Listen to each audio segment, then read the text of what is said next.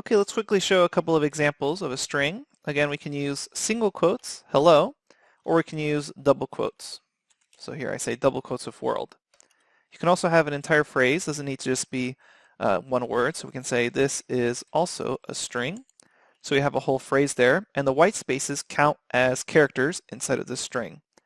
Now, something we should note here is that we can mix single quotes and double quotes. So if I'm going to say something like, for instance, I'm going on a run. So note what's happening here.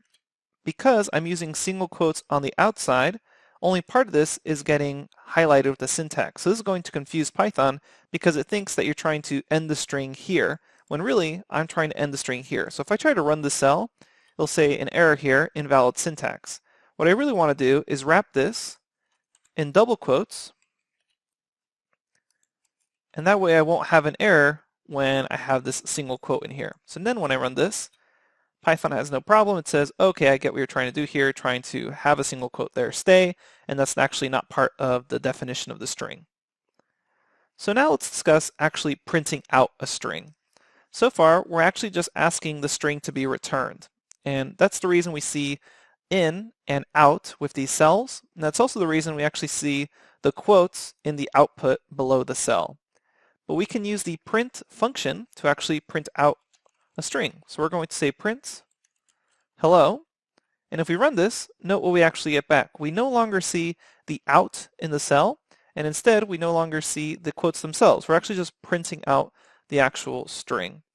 And the reason this is important is because let's imagine I wanted to say hello world 1, and then I also wanted to say hello world 2. If I were to run this, what ends up happening is I only get back that last string. In order to see everything, I actually have to print out the results. So I will say print, and wrap this in parentheses, print hello world 1, then I'll say print, and then say hello world 2. And then when I run this, I get to see both strings printed out.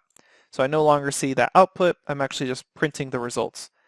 Now something else I want to mention is that there's actually escape sequences, and escape sequences allow you to kind of have special commands inside of your string. So let's just go ahead and say print hello world. And if I run this, I see hello world printed on one line. But I can actually add an escape sequence. So it's going to be a backslash n. And what this does is it basically tells Python, hey, this n right here, that's no longer the character n. I actually want you to, because of this backslash, treat this as a new line. So if that escape character there, it's going to say print hello, space, then a new line, and then space world. So that's what we see here, hello, space, and world. If I wanted world to be lined up with hello, I could actually just touch it like this, run that, and then I see hello world. And Python knows not to include this letter n there because it's essentially attached to that backslash. So another popular escape sequence is T for tab, and if I run that, I get back hello, tab, so 4 spaces, world. And we'll be talking a lot more about this when we discuss print formatting coming up next. For now, another built-in function that I want to show you is the len function, or the length function. So this allows you to check the length of the string. So I can say hello, and if I run this, I get back length of 5 because there's 5 characters in that string. If there happens to be a space in the string, so I will say, I am hungry. Let's make it more obvious. We'll just say, I am.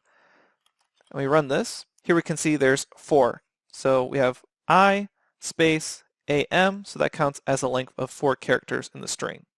All right, we'll stop it here for now, and in the very next lecture, we'll pick up right where we left off, discussing string indexing and string slicing. I'll see you there.